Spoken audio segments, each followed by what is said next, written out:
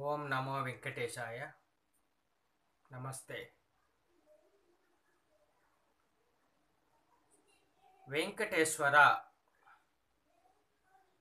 అనే నామానికి అందరికీ చాలామందికి ఆ వెంకటేశ్వరుడు అనే పదమునకు అర్థము తెలిసే ఉంటుంది.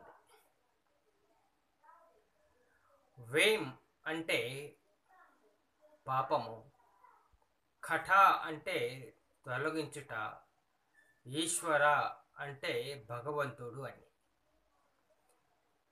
వెంకటేశ్వర అంటే పాపాలను తొలగించే భగవంతుడు అని అర్థం.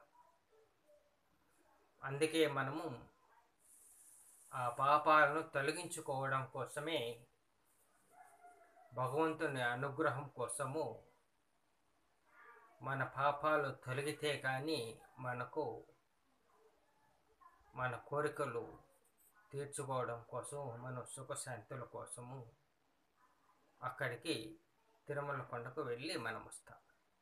కాబట్టి అందరూ ఈ టైంలో బాగా దర్శనం జరుగుతూ ఉంది. కాబట్టి వెంకటేశ్వర స్వామిని మనసారా ఒకరినొకరు తెలుసుకోకుండా వెళ్ళి దర్శనం చేసుకొని రావచ్చు.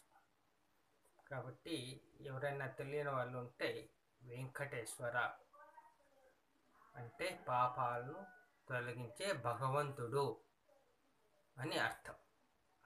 కాబట్టి ఆయన్ని ఎవరైతే శరణు వేడుతూ ఉంటారో, ఎవరైతే పూజిస్తూ ఉంటారో వారికి పాపాలు తొలగిపోతూ ఉంటాయి. ఓం నమో వెంకటేశాయ.